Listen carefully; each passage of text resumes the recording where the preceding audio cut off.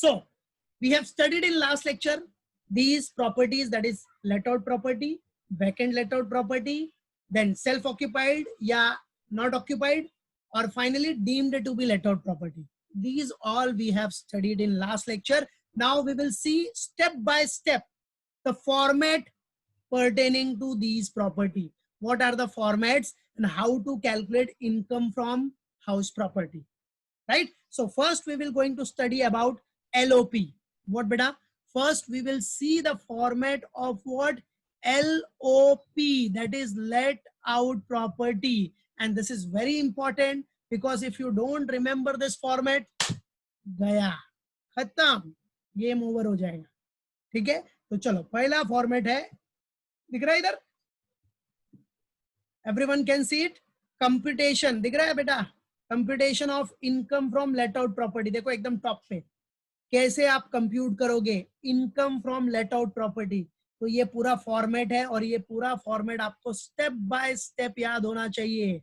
ये income tax department का format है, IT डिपार्टमेंट, समझा. इनकम टैक्स ऐसे कैलकुलेट होगा हाउस प्रॉपर्टी पे, ये पूरा उसका स्टेप है. These format everyone have to remember it. और टेंशन लेना नहीं, मैं याद करवाऊंगा, इधर मैं हूं ना, याद करवाऊंगा, टेंशन मत लो.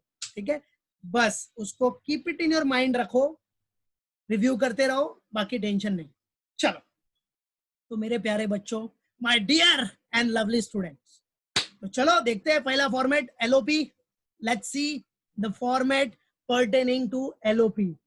अब अगर आपको देखो लास्ट में क्या दिया, लास्ट में एकदम लास्ट में देखो income from late out property. Late out property बताया मैंने, लेट आउट मतलब आपने भाड़े पे दिया है, आपने उसको रेंट पे दिया है, आपको इनकम मिल रही है, राइट है. उस इनकम के ऊपर यू हैव टू पे the tax, that's it. But उसका भी पूरा कैलकुलेशन है, कितने इनकम के ऊपर टैक्स, क्या अमाउंट होगा, वो सब अभी देखना है. और सबका जो बेसिक मीनिंग है वो हम लोग पीछे पढ़ चुके हैं. चलो, तो आ जाओ बेटा. अब कंप्यूटेशन करने के लिए सबसे फर्स्ट आपको क्या देखना है, the very first you have to calculate what? RLV. सबसे पहले आपको निकालना है RLV. RLV means reasonable लेटेबल value. What? Reasonable लेटेबल value, RLV. अब ये RLV होता क्या है? अरे सर ये RLV क्या है? क्या है रीजनेबल लेटेबल वैल्यू? बताऊंगा. ये RLV निकालने के जितने कंसेप्ट है सब पीछे पड़ चुके हो, तो अभी हम वही देखेंगे. We will see to it, don't worry. Okay, tension मत लो, मैं हूं इधर. ठीक है, तो सबसे पहले अगर RLV निकालना है, RLV तो कैसे निकलेगा RLV? देखो सबसे पहले क्या रहेगा आपका RLV निकालने के लिए? फेयर रेंट क्या चल रहा है, फेयर रेंट का डेफिनेशन, फेयर रेंट का मीनिंग मैंने पहले भी लेक्चर, लास्ट लेक्चर में बता दिया. फेयर रेंट क्या है, मार्केट में क्या है, फेयर रेंट क्या है उसका, वो फेयर रेंट देखो क्वेश्चन में दिया रहेगा आपको, राइट है. फेयर रेंट पता है ना कि भूल गए? ये देखो fair rent. What is fair rent? Rent fetch by similar house in what? Same locality. Yes, rent fetch by similar house, वही सेम हाउस जो सेम फ्लैट है आपका, उस लोकेलिटी में कितना रेंट मिलता है, that is what? Fair rent. तो याद रखो, उसका मीनिंग याद रखना, rent fetch by similar house in same locality. तो फेयर रेंट आपको क्वेश्चन में दिया रहेगा, वो फेयर रेंट दिखाओ पहले, सबसे पहले, बराबर है. इनर आउटर कॉलम रहेगा आपका, तो फेयर रेंट लिखा है इनर कॉलम में. फेयर रेंट के बाद क्या रहेगा बेटा? Municipal valuation. अब म्युनिसिपल वैल्यूएशन क्या है? म्युनिसिपैलिटी का जो BMC है अपना, उसके हिसाब से क्या वैल्यू है, उसके हिसाब से क्या अमाउंट होगा, बराबर है, रेंट का.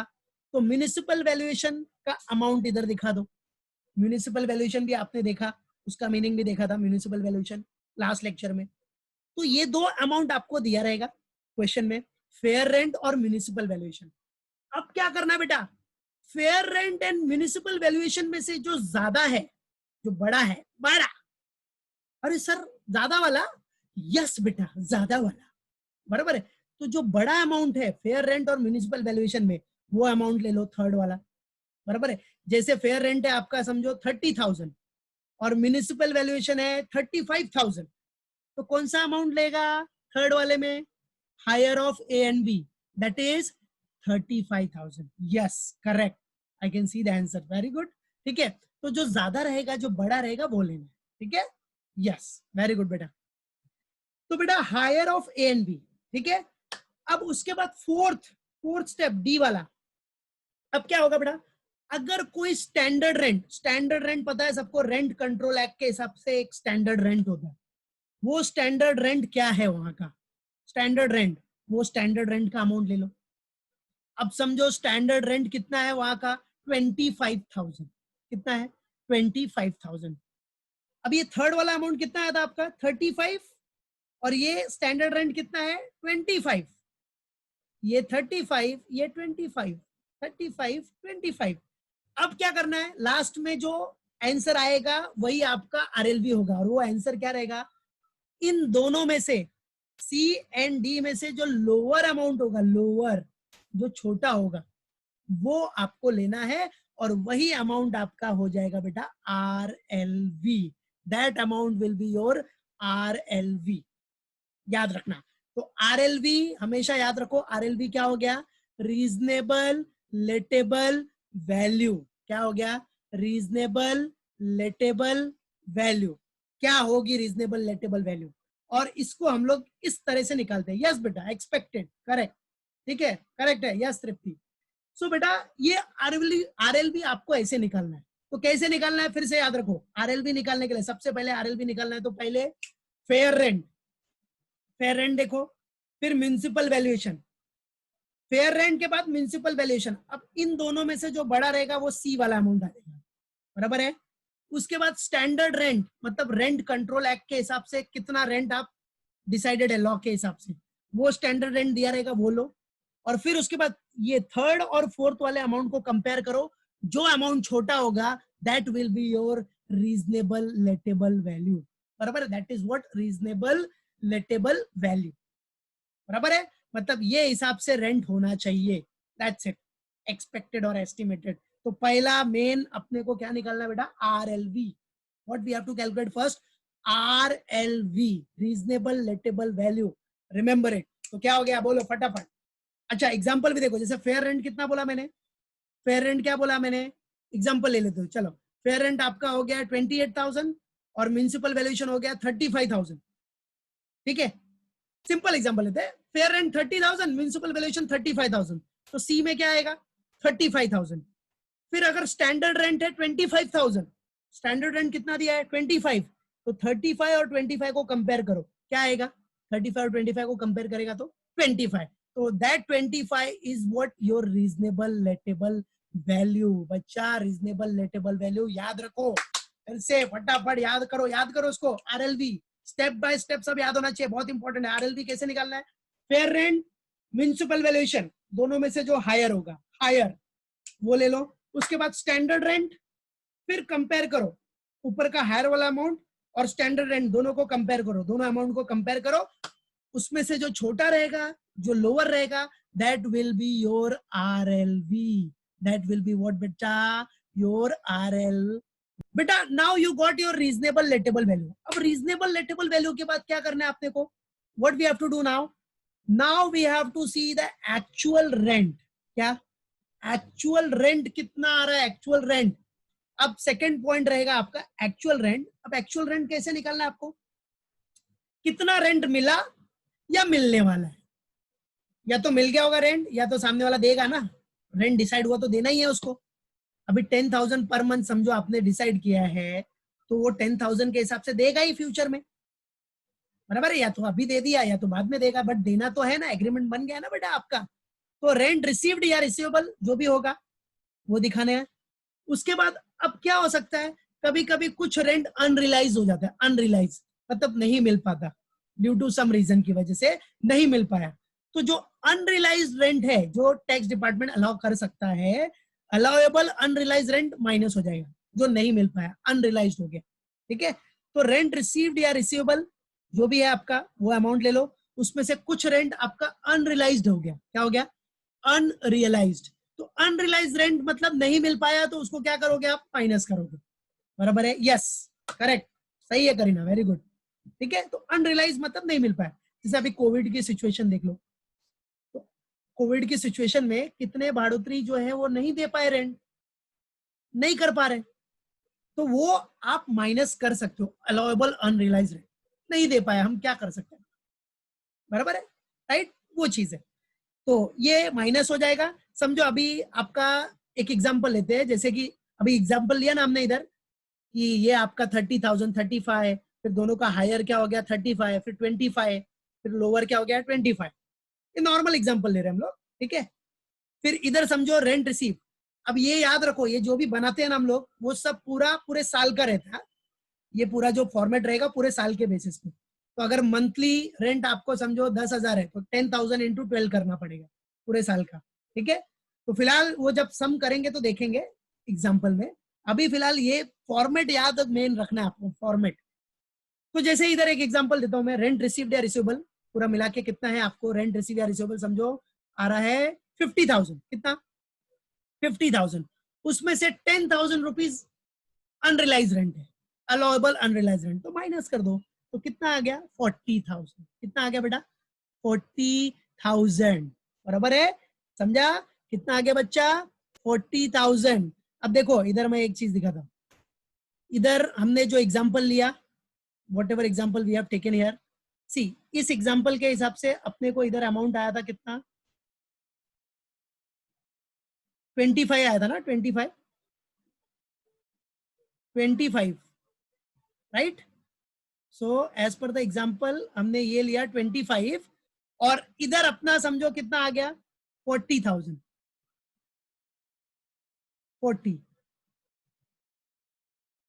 राइट है। ये 25,000 है, ये 40 आया। अब देखो एक्चुअल रेंट भी आ गया बेटा आपका, क्या आ गया आपके पास एक्चुअल रेंट। तो एक्चुअल रेंट का कैलकुलेशन किया तो कितना आ गया बेटा 40,000। कितना आ गया, सब कैलकुलेशन करने के बाद एक्चुअल रेंट आपको 40,000 आ गया। अब क्या होगा, now what will be there. अब बेटा आपको आरएलवी और एक्चुअल रेंट को कंपेयर कर, आरएलवी है 25,000 और एक्चुअल रेंट है 40,000। तो अब आपका आएगा एनुअल वैल्यू, क्या आएगा annual value, that is gross annual value, बराबर है। तो ग्रॉस एनुअल वैल्यू क्या लेना है आपको, याद रखो लेट आउट प्रॉपर्टी में आरएलवी और actual rent whichever is higher, बराबर है। क्या लेना है बेटा आरएलवी और actual rent whichever is higher. तो हायर कौन सा है बच्चा, yes, now higher is what 40,000 is higher. So this will be the gross annual value.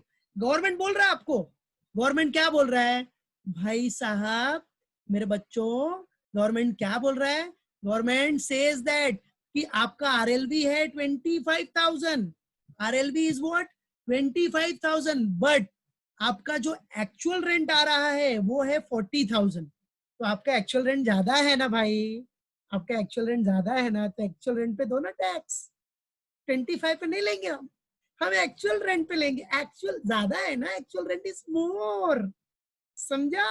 तो मोर होगा तो मोर टैक्स, हमको बेनिफिट होगा, हम समाज के लिए कुछ करेंगे, रोड्स बनाएंगे, जो भी है डेवलपमेंट में इंफ्रास्ट्रक्चर डेवलप करेंगे, समझा। तो कम अमाउंट पे नहीं देने का बेटा, ज्यादा मिल रहा है ना पैसा, रेंट ज्यादा मिल रहा है ना, तो रेंट जो ज्यादा है उसके ऊपर देने का दादा, बराबर है। तो और भी लेट आउट प्रॉपर्टी में याद रखो, अगर ये भी ज्यादा होता ना, समझो ये 25 होता और ये 40 होता, तो 40 के ऊपर ही देना पड़ता। गवर्नमेंट क्या बोलेगी, आपने क्यों कम रेंट लिया, आपने क्यों कम रेंट लिया बाबा, वो तुम्हारा गलती है, तुम कम रेंट क्यों लिया, मार्केट में इतना चल रहा है फेयर रेंट म्युनिसिपल वैल्यूएशन, और आप कम रेंट लेगा तो हमारा गलती थोड़ी है, तुम्हारा गलती है, समझा। तो याद रखो reasonable लेटेबल value let out property में ग्रॉस एनुअल वैल्यू क्या आएगा, जो आपका आरएलवी है और एक्चुअल रेंट, आरएलवी और एक्चुअल रेंट को कंपेयर करो, जो ज्यादा रहेगा whichever is higher that will be your gross annual value, जिसको आप बोलते हो प्यार से GAV, gross annual value, GAV, GAV याद रखना, ठीक है, मालूम पड़ा, ग्रॉस एनुअल वैल्यू, क्लियर है यहां तक, ग्रॉस एनुअल वैल्यू तक ओके। नाउ बेटा after GAV gross annual value के बाद, अब नेक्स्ट ग्रॉस एनुअल वैल्यू के बाद भाई देखो म्युनिसिपल टैक्स तो भरना ही पड़ता है, वो तो कॉमन सेंस है, आप जहां रह रहे हो आपकी प्रॉपर्टी है या फिर जो भी है, आपको म्युनिसिपल टैक्स भरना ही पड़ेगा, ठीक है, आपने भाड़े पे दिया है तो क्या ओनर ये वो जो टेनेंट है उसको बोलेगा ये म्युनिसिपल टैक्स भर, वो भाड़ा दे रहा है ना, बस। अब उससे तुम म्युनिसिपल टैक्स भरवाएगा, सोसाइटी का मेंटेनेंस भरवाएगा तो नहीं चलता है, भरेगा ही नहीं पहली बात तो, ठीक है। तो म्युनिसिपल टैक्सेस याद रखना। अब जीएवी के बाद क्या करना है अपने को, जो भी म्युनिसिपल टैक्स आप पे करते हो, म्युनिसिपल टैक्स तो भरना ही पड़ता है, नहीं भरेगा तो चलेगा भी नहीं, ठीक है। Municipal taxes paid by the owner during previous year. अरे बच्चा, हम इनकम कौन से ईयर का निकालते हैं, प्रीवियस ईयर का। प्रीवियस ईयर क्या है, 2019-20। आपको इनकम कौन सा निकालना है, प्रीवियस ईयर का, और रिटर्न कभी फाइल करना है, असेसमेंट ईयर में। असेसमेंट ईयर क्या चल रहा है अभी, 2020-21। तो सब प्रीवियस ईयर की इनकम की ही बात हो रही है इधर, और कुछ नहीं। तो जो भी म्युनिसिपल टैक्स आपने पे किया ना, बराबर है, जैसे 40,000 का जीएवी आया और आपने समझो 5,000 म्युनिसिपल टैक्स पे किया, लेकिन वो म्युनिसिपल टैक्स कौन पे करना चाहिए, ओनर। हाँ, याद रखो, ये सबसे इंपॉर्टेंट है। क्या, म्युनिसिपल टैक्स पे करने वाला कौन होना चाहिए, ओनर। ये ओनर म्युनिसिपल टैक्स पे करना चाहिए। अगर भाड़ोत्री ने टैक्स पे किया, म्युनिसिपल टैक्स मतलब जो टेनेंट है, अगर वो म्युनिसिपल टैक्स पे करेगा तो ये माइनस नहीं होगा, मतलब एक तरह से डिडक्शन हो गया। अगर अपना टेनेंट पे कर रहा है म्युनिसिपल टैक्स तो गवर्नमेंट अलाउ नहीं करती, बोलते टेनेंट ने पे किया ना, तू तो ओनर है, तूने तो पे नहीं किया, तो हम तेरे को क्यों माइनस करके दे। अब याद रखो, अगर माइनस हो गया मतलब उतना टैक्स अपना बच जाता है। कभी भी याद रखना, अमाउंट में से अगर कुछ माइनस हो रहा है ना, तो हमेशा याद रखो उतना टैक्स अपना सेव होगा, बराबर है। तो कभी बोलेगा गवर्नमेंट, क्या बोलता है, हम माइनस करने के लिए देंगे, आपको डिडक्शन देंगे, बट अगर वो म्युनिसिपल टैक्स आपने खुद भरा है, ओनर ने, तो ही मिलेगा, अदरवाइज नहीं मिलेगा। वो भाड़ोत्री से भरवाएगा तो नहीं मिलेगा, खुद भरा होना चाहिए, आपके जेब से जाना चाहिए, समझा। तो municipal tax paid by the owner, अगर ओनर ने पे किया है तो वो माइनस होगा, और माइनस होने के बाद जो वैल्यू आएगा, that is what, net annual value, उसको बोलते हैं बेटा क्या हम लोग, नेट एनुअल वैल्यू, याद रखना हमेशा। अभी समझो एग्जांपल, ये 40,000 था, अभी हमने क्या किया, 5,000 का म्युनिसिपल टैक्स भर दिया, समझ लो एक एग्जांपल लो, 5,000 म्युनिसिपल टैक्स भरा, तो कितना आ गया अपना नेट एनुअल वैल्यू, 35, ठीक है। 35 मतलब 35,000, हाँ, ठीक है, 35,000, that is what net annual value, याद रखना। तो हमेशा फाइनली आपको क्या निकालना है, हाउस प्रॉपर्टी में नेट एनुअल वैल्यू निकालना, सबसे मेन पार्ट, सबसे मेन पर्पस आपका क्या बेटा, you have to calculate what, net annual value, याद रखो। तो नेट एनुअल वैल्यू कैसे निकलेगा, ग्रॉस एनुअल वैल्यू जो भी है आपका, उसमें से क्या करो, municipal taxes paid by the owner, owner ने जो टैक्स पे किया, municipal taxes paid by the owner, that will be deducted, वो माइनस करना है। वो माइनस करने के बाद आपको मिलेगा नेट एनुअल वैल्यू। तो बच्चा remember it, municipal taxes paid by the owner ही होना चाहिए, municipal tax paid by the owner, what, municipal taxes paid by the owner, owner pay करेगा तो ही माइनस होगा, अदरवाइज नहीं होगा, समझा, क्लियर। तो याद रखो, जीएवी में से municipal tax paid by the owner minus करो तो आपको मिलेगा NAV, net annual value, net annual value, that's it, समझा कि नहीं, नेट एनुअल वैल्यू तक क्लियर हो गया सबको। तो नेट एनुअल वैल्यू सबसे मेन पार्ट है आपका, याद रखना सबसे मेन पार्ट है नेट एनुअल वैल्यू, क्लियर है बेटा, मालूम पड़ा, पक्का, लॉक कर दो, पक्का ना। तो याद रखो नेट एनुअल वैल्यू सबसे important. Now after net annual value आपको डिडक्शन मिलता है, मतलब गवर्नमेंट आपको इनकम टैक्स आपको डिडक्शन देता है कि चलो हम आपको डिडक्शन दे रहे हैं ताकि आपका टैक्स बचे। नॉर्मल सी बात है, 35,000 की इनकम आ गई, अब इसमें से जितना माइनस होगा उतनी इनकम कम दिखेगी, इनकम कम दिखेगी तो टैक्स भी तो बच जाएगा, इनकम कम होगी तो टैक्स भी तो कम हो जाएगा। तो गवर्नमेंट ने बोला हम देंगे आपको डिडक्शन, आप टेंशन मत लो, हम आपको डिडक्शन देगा, सरकार है हम, वी आर द गवर्नमेंट, काय टेंशन लेता है।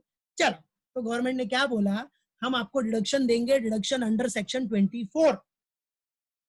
सैलरी में क्या डिडक्शन था, डिडक्शन अंडर सेक्शन 16, सैलरी का डिडक्शन क्या था, वो सेक्शन याद रखने का, सेक्शन 16, ठीक है, 16 का डिडक्शन था सेक्शन 16। सैलरी में क्या क्या था पता है ना, सैलरी में professional tax, standard deduction, entertainment allowance, review करते रहो उसको। हाँ वो सब आएगा जब फाइनली सब फॉर्मेट खत्म होगा ना, तो फिर जब कंबाइंड सम आएगा तो सब आएगा उसमें। अब लेस डिडक्शन इनकम टैक्स में देखो, हाउस प्रॉपर्टी का सेक्शन क्या है, हाउस प्रॉपर्टी के डिडक्शन का सेक्शन स्पेसिफिक डिडक्शन बोलते हैं इसको, this is known as what, specific deduction. तो इसमें स्पेसिफिक डिडक्शन क्या है, इस हेड का डिडक्शन अंडर सेक्शन 24, याद रखना डिडक्शन अंडर सेक्शन 24। तो क्या डिडक्शन गवर्नमेंट दे रही है, देखो खुश हो जाओ जरा, क्या गवर्नमेंट डिडक्शन दे रही है, गवर्नमेंट बोल रही है आपको हम यहां भी स्टैंडर्ड डिडक्शन दे रहे हैं। जैसे सैलरी में स्टैंडर्ड डिडक्शन कितना मिलता था, 50,000। अब गवर्नमेंट बोल रही है अरे बेटा काय को टेंशन लेता है, टेंशन मत ले, नो वरी। मैं बोला oh thank you government, thank you sir, क्या डिडक्शन है, तो गवर्नमेंट बोल रही है स्टैंडर्ड डिडक्शन हम आपको देंगे 30% ऑफ एनएवी। पहला तो आपका जितना एनएवी है ना, एनएवी 35,000 का एनएवी है, उसका 30% निकाल लो, वो 30% आपको हम डिडक्शन दे देंगे, जाओ खुश हो जाओ। 35,000 का 30% अमाउंट का सोचो आपको डिडक्शन मिल रहा है, और क्या चाहिए, तो उतना माइनस हो जाएगा ना, बराबर है कि नहीं। तो पहला स्टैंडर्ड डिडक्शन कितना मिलेगा, याद रखना हमेशा 30% ऑफ एनएवी, मतलब जितना भी एनएवी है उसका 30% आपको डिडक्शन मिलेगा। एक तो स्टैंडर्ड डिडक्शन हो गया 30% ऑफ एनएवी, और फिर गवर्नमेंट क्या बोल रहा है, बेटा आपने ये प्रॉपर्टी खरीदने के लिए लोन लिया था, लोन। तो मैं बोलूंगा हाँ मैंने लोन लिया था, तो गवर्नमेंट बोलेगी बेटा लोन पे आपका कुछ इंटरेस्ट जा रहा है, इंटरेस्ट, हाँ इंटरेस्ट भी जा रहा है बेटा, तो टेंशन मत ले, वो जो इंटरेस्ट है ना, इंटरेस्ट वो भी तू डिडक्शन ले ले, जा खुश हो जा, जा ऐश कर, तेरा टैक्स मैंने बचा दिया, जा गवर्नमेंट तू फिर भी तेरा टैक्स बचा रही हूँ, सोच।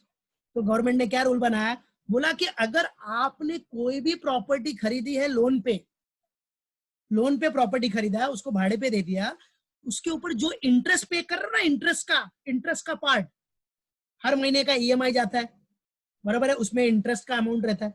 और आपको पता है होम लोन में इंटरेस्ट का अमाउंट ज्यादा रहता है, प्रिंसिपल कम होता है। समझो आपका ईएमआई कितना है, एक एग्जांपल दे रहा हूं, अगर आपका ईएमआई है 30,000 पर मंथ, तो उसमें इंटरेस्ट कितना रहेगा पता है क्या, किसी को पता है तो बताओ एक बार, देखो कितना आपको मालूम है, इंटरेस्ट कितना रहता है और प्रिंसिपल कितना होता है, इंटरेस्ट बताओ मेरे को, इंटरेस्ट कितना रहेगा उस 30,000 के ईएमआई में। समझो 20 साल का लोन है, 20 साल का होम लोन है, तो उसमें इंटरेस्ट और प्रिंसिपल कितना होता होगा, कुछ एग्जाम्पल, मतलब कुछ एस्टिमेशन करो, फिर मैं आपको बताता हूँ। नहीं हो पा रहा है एस्टिमेशन, बताऊं मैं, उसमें ना बेटा आपका जो अब वो 30,000 के ईएमआई में आपका इंटरेस्ट कुछ नहीं तो 25,000 तो इंटरेस्ट, 25,000 तो इंटरेस्ट होगा, इंटरेस्ट 25,000, और 5,000 खाली आपका प्रिंसिपल होगा। एक नियर अबाउट एस्टिमेशन है ये, बस सोचो 30,000 में से 25,000 आप इंटरेस्ट भर रहे हो, 5,000 आपका प्रिंसिपल जो पेमेंट हो रहा है वो जा रहा है कि नहीं। तो बेटा ऐसे ही गवर्नमेंट ने बोला जो भी आपका इंटरेस्ट है ना बेटा, इंटरेस्ट वो आप यहां से माइनस कर सकते हो, जो भी आपका इंटरेस्ट है। तो 25,000 हर महीने का हो गया, और पूरे साल का 25,000 into 12 कर लो, जो इंटरेस्ट आएगा, interest payable on loan for property, वो माइनस कर दो,